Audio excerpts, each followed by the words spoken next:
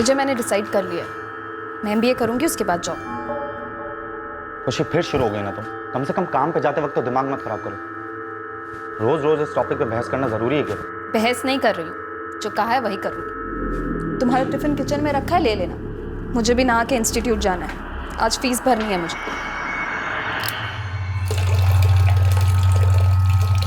मैंने इंटरनेट से इंफॉर्मेशन निकाली थी, नेक्स्ट मंथ से कोर्स स्टार्ट है। क्या बकवास किए जा रही हो तुम? हाँ, हम 1000 बार इस बात पे बहस कर चुके हैं ना, और मैंने तुम्हें हर बार कहा है और आज फिर से कह रहा हूँ, तुम कोई कोर्स कोई जॉब नहीं करोगी। विजय, तुम्हें जैसी जिंदगी पसंद हो ना, सिर्फ वैसी जिंदगी नहीं जी सकती मैं। और अगर तुम्हें मेरा डिसीजन मंजूर नहीं तो मुझे तुम्हारे साथ रहना मंजूर नहीं है। इतनी प्रॉब्लम है ना तुम्हें मुझसे, तो तुम मुझे डिवोर्स क्यों नहीं दे देते? मैंने तो सोच लिया, मैं इस तरह घुट घुट के नहीं जी सकती। तुम सोच लो कि तुम्हें क्या करना है।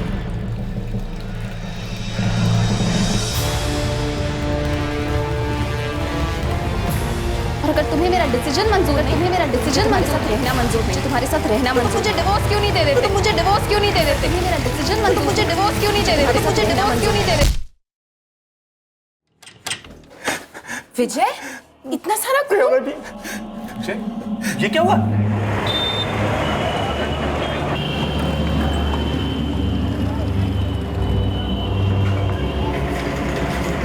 हम अभी पहुंचते हैं। क्या हुआ? खुशी बाथरूम में गिर गई। ये कैसे हो गया? डॉक्टर क्या कहते हैं? खुशी ठीक तो है ना? नीता, विजय का फोन आया, वो हॉस्पिटल में है। क्या हुआ उसे? उसे कुछ नहीं हुआ। खुशी फिसल कर बाथरूम में गिर गई है, उसे बहुत चोट आई है, उसका ऑपरेशन चल रहा है। क्या?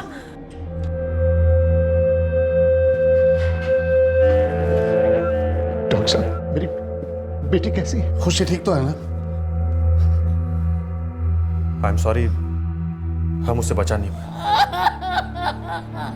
मिस्टर विजय, कुछ फॉर्मेलिटीज पूरी करनी होगी, मुझे पुलिस को इन्फॉर्म करना होगा।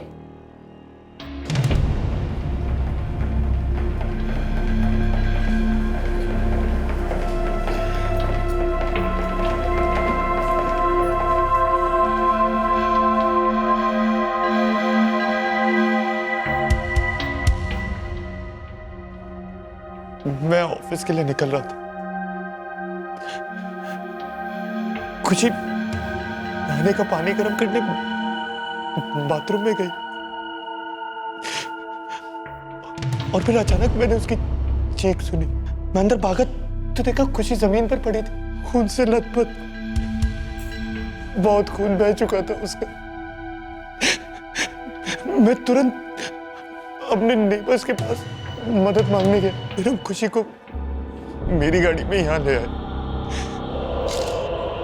यहाँ आकर मैंने खुशी के पेरेंट्स को फोन किया और फिर अपने पेरेंट्स को। आपका नाम? जितेंद्र तिवारी। ये मेरी पत्नी शांति। आपका नाम? मेरा नाम राजेश गुप्ता और ये मेरी पत्नी नीता गुप्ता। एकदम नाम जैसे नेचर था उसका, हमेशा खुश रहती थी। सुबह भी मुझसे पूछ रही थी कि रात को डिनर में क्या बना। शायद बात करते करते उसका ध्यान नहीं रहा होगा और वो फिसल गई। Sir,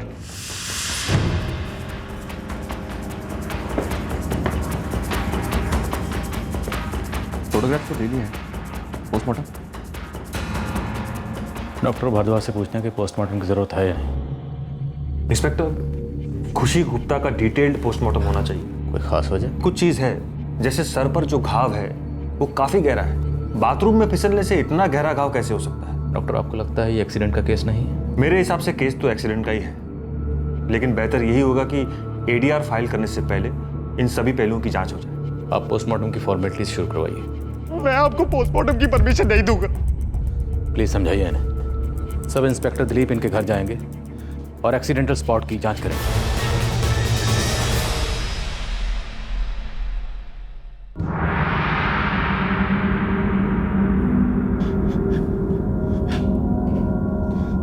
sir, I am sorry, मैं थोड़ा इमोशनल हो गया था। इट्स ओके, मैं समझ सकता हूँ इस वक्त आप पर क्या गुजर रही है। चाबी प्लीज। आप पोस्टमार्टम कराइए, मैं इनके साथ घर जाता हूँ। Thank you. माफ़ी चाहता हूँ ऐसे वक्त पर आप लोगों को यहाँ बुलाना पड़ा, लेकिन कुछ ज़रूरी बात करनी थी। किस बारे में सर? क्या आपकी बेटी खुशी और दामाद विजय के बीच में सब कुछ ठीक था? जी बिल्कुल। शादी को कितना वक्त हुआ? 3 साल। क्या शादी के वक्त दहेज की कोई डिमांड थी? जी नहीं सर। लेकिन आप ये सवाल क्यों पूछ रहे हैं? जितेंद्र जी, आपकी बेटी खुशी की मौत एक एक्सीडेंट से हुई है, लेकिन मौत एक ऐसी लड़की की हुई है जिसकी शादी को अभी 7 साल से भी कम वक्त हुआ। इसलिए हमें इस तरह के सवाल पूछने पड़ते हैं, ये जानने के लिए कि मौत के पीछे कहीं कोई और वजह तो नहीं थी। इसलिए पूछ रहा हूँ, क्या आपकी बेटी खुशी को आपके दामाद विजय से कोई तकलीफ थी? नहीं सर, हमारा दामाद विजय तो बहुत अच्छा लड़का है। दोनों की लव मैरिज थी, बहुत प्यार करते थे एक दूसरे से। अगर आप ये कहना चाहते हैं कि विजय ने खुशी को मारा है, तो मैं दावे के साथ कह सकता हूं कि विजय ऐसा कभी नहीं करेगा। वो ऐसा कर ही नहीं सकता। हम विजय को तब से जानते हैं सर, जब वो 14 साल का था। खुशी और विजय एक ही स्कूल में थे, एक ही क्लास में। तब से दोनों की दोस्ती थी। स्कूल के बाद दोनों ने कॉलेज भी एक ही सेलेक्ट किया। हम दोनों उनकी दोस्ती के बारे में जानते थे। कभी कभी दोनों में अनबन हो जाती थी, तो दोनों एक दूसरे से बात करना बंद कर देते थे। लेकिन हमने कभी खुशी से इस बारे में कुछ नहीं पूछा। वो बहुत समझदार थी सर, अपना भला बुरा खुद समझती थी। रिश्ता निभाना आता था उसे। आ गई बेटा? आ गई खुशी? आजा बेटा, साथ में डिनर करते हैं। नहीं पापा, बिल्कुल भूख नहीं है। लेकिन बेटा। पापा बहुत नींद आ रही है। Good night. अरे बेटा, लगता है तुम्हारी बेटी का मूड खराब हो गया है। लगता है झगड़ा हुआ है विजय के साथ। कल चाय देने गई थी ना, तब मैंने सुना फोन पर बात करते हुए। रो रही थी। अरे तो बात करो ना उससे। वो बात करे तब ना।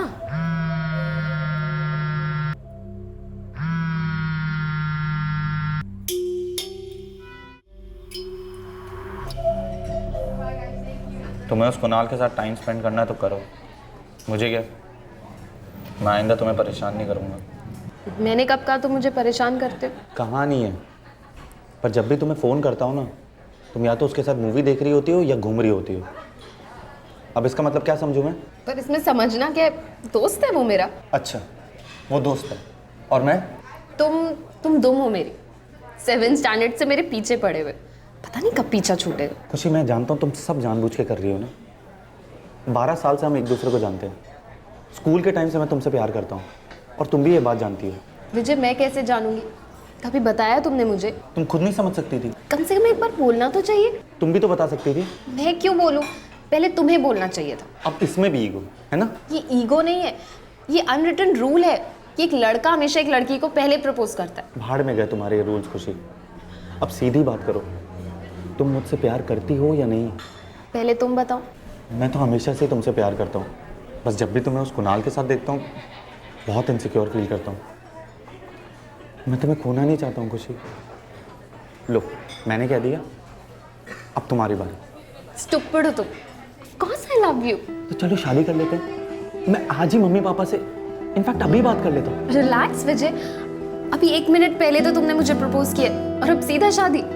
वैसे भी मेरी लिस्ट में शादी काफी बाद में है। I mean, मुझे अभी MBA करना है, जॉब करनी है, बिजनेस करना है मुझे। कॉलेज अभी तो खत्म हुआ है और जिंदगी अभी स्टार्ट हुई। लेकिन मेरी जिंदगी तो तब शुरू होगी ना जब हमारी शादी होगी। मैं तो तुमसे आज ही इनफैक्ट अभी शादी कर सकता हूँ। और ये MBA, ये जॉब, ये सब तो तुम शादी के बाद भी कर सकती हो ना। मगर ये पानी में। अभी तुम ये डिसाइड करो कि तुम्हें मेरी बीवी बनना भी है या नहीं, या मैं किसी और से शादी कर लूँ। धमकी दे रहे हो मुझे? धमकी नहीं दे रहा हूँ, तुम्हें भी इनसिक्योर फील कराने की कोशिश कर रहा हूँ। सोच लो, बाकी लाइन में तो बहुत है। और अगले ही साल दोनों ने शादी कर ली सर। हम दोनों, विजय के पेरेंट्स, सब बहुत खुश थे इस रिश्ते से। विजय के लिए खुशी से बढ़कर कुछ था ही नहीं सर। मुझे तो विजय की चिंता हो रही। खुशी की कमी सबसे ज्यादा उसे खलेगी सर। वो खुशी को चोट पहुंचा ही नहीं सकता था सर। वो दोनों एक दूसरे के साथ बहुत खुश थे। बेडरूम में भी खून के धब्बे थे जो शायद खुशी को हॉस्पिटल ले जाते वक्त हुए होंगे। शायद खुशी का पैर फिसला होगा और उसका सर नल से टकराया होगा। हो सकता है सर। खुशी के पेरेंट्स का कहना है कि खुशी और विजय एक दूसरे को बचपन से जानते थे, पसंद करते थे। एक साथ स्कूल गए, कॉलेज गए और 3 साल पहले इनकी शादी हुई थी। खुशी के पेरेंट्स के हिसाब से इन दोनों के बीच में कोई प्रॉब्लम नहीं थी। प्रॉब्लम तो थी सर। अब इस बात को या तो खुशी के पेरेंट्स जानते नहीं होंगे या फिर हमें बताना नहीं चाहते। तुम्हें कुछ पता चला? जी हाँ सर। मैं जब विजय के घर से वापस लौट रहा था तो मैंने उसके पड़ोसी हर्ष और प्रिया से बात की। विजय का बर्ताव देखकर मुझे अजीब लगा सर, इसलिए मैंने सोचा कि उसके और खुशी के रिश्ते के बारे में मुझे पता करना चाहिए। ऐसा क्या था विजय के बर्ताव में? मैं जब हॉस्पिटल से विजय के पीछे उसके घर जा रहा था तो वो पूरे रास्ते कुछ जरूरत से ज्यादा ही तेज गाड़ी भगा रहा था सर। ऐसा लग रहा था जैसे वो हमसे पहले घर पहुंचना चाहता हो। वो इतनी जल्दबाजी में था सर कि लिफ्ट के बजाय सीढ़ियों से ऊपर गया। जब मैं उसके घर पहुंचा तो उसके घर का दरवाजा खुला हुआ था। उसकी इतनी जल्दबाजी के बाद जब मैंने उसे देखा तो वो कमरे में चुपचाप सर झुकाए हुए बैठा हुआ था। तब मुझे थोड़ा अजीब लगा। पोस्टमार्टम का नाम सुन के भी बौखला गया था। मुझे लगता है कि इतनी जल्दबाजी के पीछे जरूर उसका कोई मकसद था। विजय को हमारे साथ घर जाने की कोई जरूरत नहीं थी। हमारे साथ उसके फादर या उसके ससुर जा सकते थे, लेकिन नहीं, वो खुद गया और हमसे पहले घर पहुंच गया।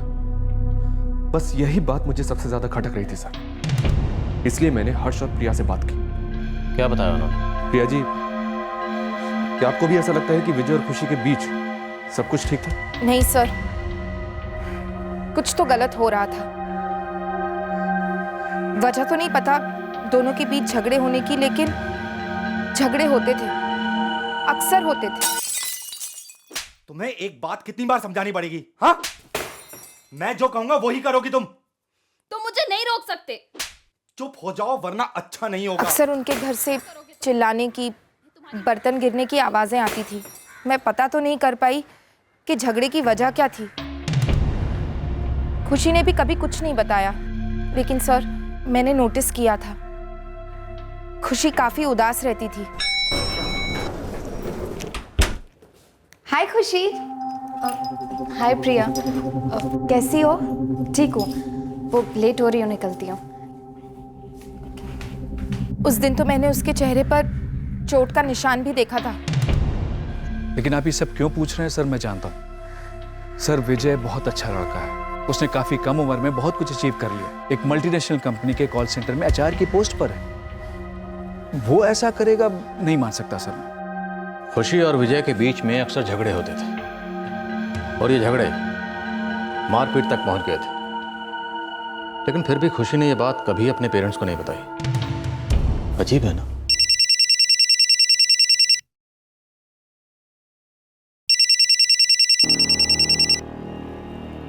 हेलो जितेंद्र जी, मैं पीआई संदीप आहूजा बोल रहा हूँ। सॉरी आपको फिर से डिस्टर्ब कर रहा हूँ। जी सर, आप क्या पूछना चाहते हैं? क्या कभी खुशी ने आपको कुछ बताया था? उसके और विजय के बीच में कभी कोई झगड़ा हुआ? नहीं तो मैंने आपको सब कुछ तो बता दिया। क्यों बार बार आप एक ही सवाल पूछ रहे हैं? पोस्टमार्टम की रिपोर्ट्स और एक्सीडेंट स्पॉट्स के जो फोटोज आपने लिए हैं वो मैंने देखे। शक की कोई गुंजाइश? गुंजाइश तो है। देखिए, ऐसा हो सकता है कि किसी का पैर फिसला और सर नल से जाकर टकराया और चोट लगी, लेकिन ऐसा एक बार हो सकता है। बार बार कैसे पैर फिसल सकता है? बार बार? इस केस में तो 3 बार। इतनी गहरी चोट एक बार पैर फिसल के गिरने से लगना ऑलमोस्ट नामुमकिन है। मतलब ये एक्सीडेंट नहीं, मर्डर? पूरे चांसेस है। देखिए, घाव काफ़ी गहरे हैं और नज़दीक के हिस्सों में तो 2-3 जगह पर है। मेरे अंदाजे से सिर किसी चीज़ पर नहीं टकराया तो कोई चीज़ सर पर 2-3 बार टकराई है। आई मीन विक्टिम कहीं गिरी नहीं होगी, उसके ऊपर वार हुआ होगा। Thank you.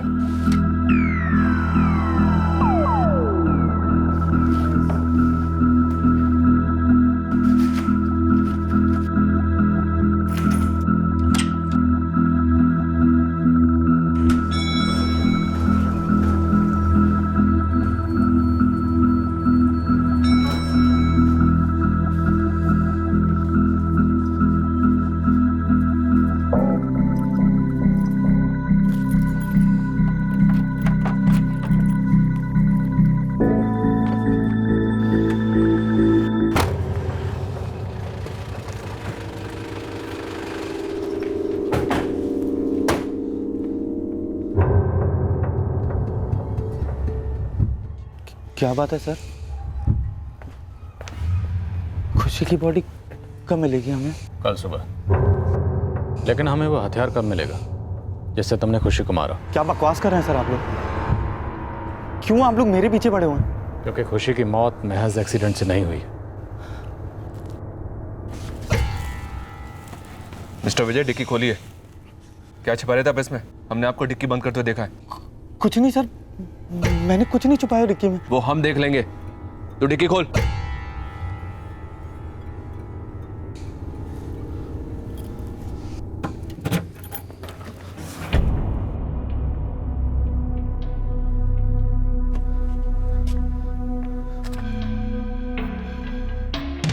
सर आप गलत समझ रहे हैं सर। जैसा आप सोच रहे हैं वैसा नहीं है सर। मैंने कुछ नहीं किया सर। मैं आपको सब समझा सकता हूँ सर। यहाँ साइन कीजिए। सर मेरी बात तो सुनिए सर। सर मैंने कुछ नहीं किया सर। मेरी कोई गलती नहीं सर। मैं उसे मारना नहीं चाहता था सर। प्लीज सर मेरी बात सुनिए सर। मैं उसे मारना नहीं चाहता था sir. Please sir. Thank you.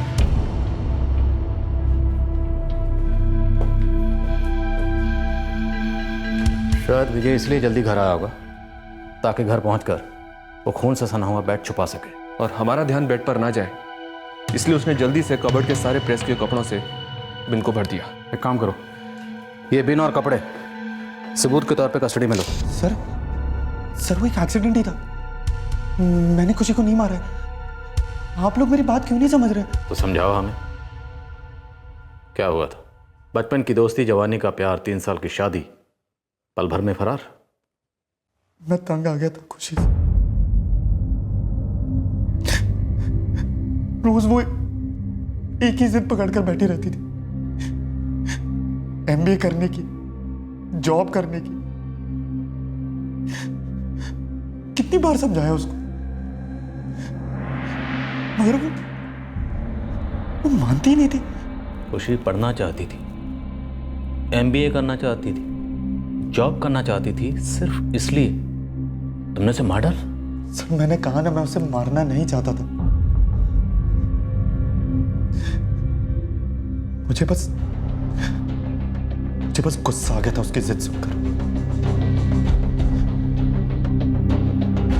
वो मुझे छोड़ने को तैयार थी, पर अपनी जिद नहीं, मुझे धमकी दे रही थी वो डिवोर्स देने की।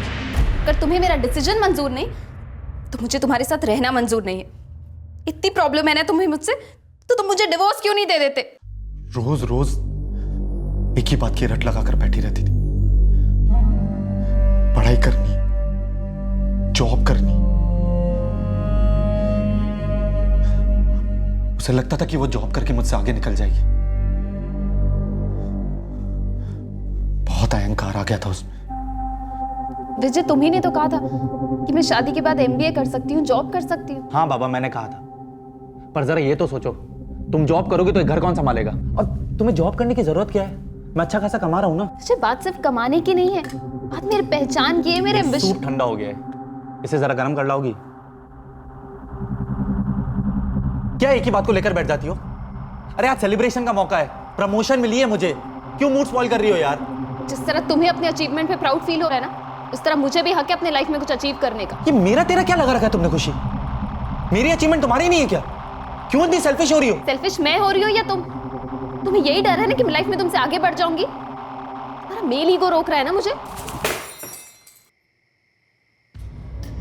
विजय, तुम समझते क्यों नहीं हो कि अपने करियर को लेके बहुत सीरियस हूँ।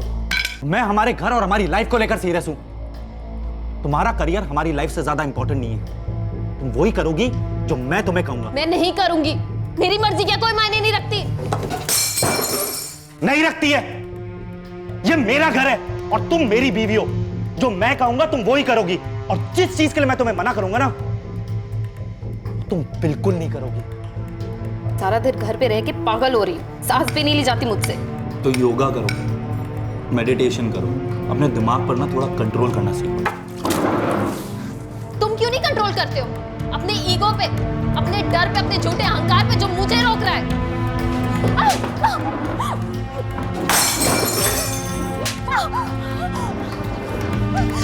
विजय! विजय क्या कर रहे हो? हर रोज यही होता था। वो समझती नहीं थी। आज सुबह भी उसने मुझे धमकी दी डिवोर्स देने की। बर्दाश्त नहीं हुआ मुझसे।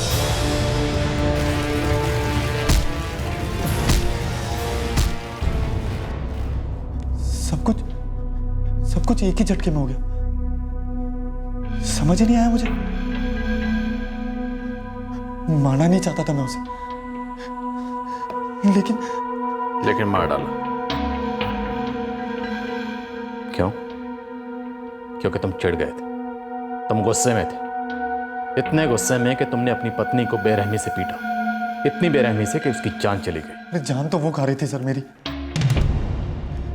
चोट पहुंचा रही थी मुझे, लगातार बार बार एक ही बात कहकर। वो सिर्फ पढ़ना चाहती थी, जॉब करना चाहती थी, उससे तुम्हारी ईगो, तुम्हारे अहंकार को ठेस पहुंच रही थी। क्योंकि तुम्हारे लिए तुम्हारा अहंकार, तुम्हारी ईगो मायने रखती है। खुशी की मर्जी या उसकी खुशियां कोई मायने नहीं रखती थी।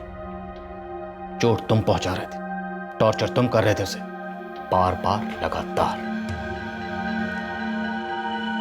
दो इंसान पहले एक दूसरे से इतनी मोहब्बत करते हैं, इतनी मोहब्बत कि एक दूसरे की जरा सी भी तकलीफ बर्दाश्त नहीं कर पाते।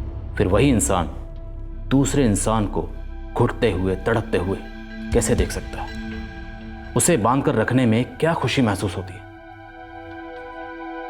अगर तुम और खुशी अपनी शादीशुदा जिंदगी में खुश नहीं थे तो बातचीत करके अलग हो सकते थे। खुशी की जान लेकर क्या हासिल हो?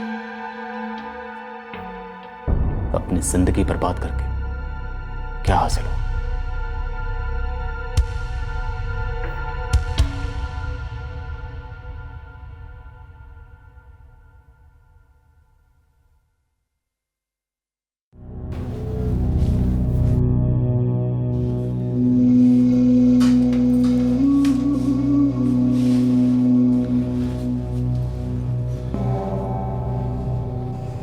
खुशी ने हम लोगों से इस बारे में कभी कुछ नहीं कहा, एक बार भी नहीं, कि उन दोनों के बीच में इतनी कड़वाहट, इतनी नफरत पैदा हो चुकी है। हमें भी इस बारे में कुछ पता नहीं। अगर हम इस बारे में जानते तो हम शायद कुछ कर पाते। सही कह रहे हैं आप। काश खुशी ने अपनी तकलीफ हमारे साथ बांटी होती। हमें तो यही लगता था कि दोनों एक दूसरे के लिए ही बने, दोनों के बीच में प्यार के अलावा और कुछ नहीं है। ऐसा लगता था जैसे दोनों के बीच में सब कुछ ठीक है। लेकिन ये विजय पर आईपीसी की धारा 302 के तहत मर्डर का चार्ज लगा है। वो इस वक्त जुडिशियल कस्टडी में है। विजय एक पढ़ा लिखा नौजवान था, लेकिन उसकी सोच और उसके रवैये को देखकर हैरानी होती है कि उसने कभी अपनी पत्नी की ख्वाहिशों को, उसके करियर एम्बिशन को समझने की कोशिश ही नहीं की, बल्कि हर कदम पर उसकी आकांक्षाओं का गला घोटा। लेकिन उतनी हैरानी खुशी की अप्रोच को भी देखकर होती है। वो आगे पढ़ना चाहती थी, एमबीए करके जॉब करना चाहती थी, अपनी जिंदगी अपनी मर्जी से जीना चाहती थी। वो जानने लगी थी कि विजय उसे आगे पढ़ने नहीं देगा। बेहतर होता कि रोजमर्रा के झगड़ों और मारपीट की बजाय अगर खुशी वक्त रहते विजय से अलग होकर अपनी जिंदगी को एक नई दिशा देती। वो चाहती तो अपने माँ बाप से या फिर विजय के माँ बाप से बात कर सकती थी। जिस घुटन में वो जी रही थी, शायद उससे बाहर निकलने का कोई रास्ता निकल आता। शादीशुदा जिंदगी के मसले जुबान से, बातचीत से हल होते हैं, लेकिन अगर कोई हिंसा का सहारा लेकर अपनी बात को मनवाने की कोशिश करता है तो वो शादी एक सजा बन जाती है। इंसान को अपने क्रोध, अपने अहंकार को नियंत्रण में रखना चाहिए, अपनी इस कमजोरी को दूर करने की लगातार कोशिश करनी चाहिए। लेकिन अगर कोई शख्स अपने रवैये से बाज नहीं आता है तो जरूरी है कि उस बर्ताव को सहन करने वाला शख्स वक्त रहते उस रिश्ते से बाहर निकल आए, इससे पहले कि बहुत देर हो जाए। अब मैं अनूप सोनी आपसे विदा लेता हूं। आपसे फिर मुलाकात होगी क्राइम पेट्रोल सतर्क के एक और चौंका देने वाले केस में। तब तक सुरक्षित रहें और देखते रहें क्राइम पेट्रोल सतर्क। सबक एक को, सीख हम सबको। जय हिंद।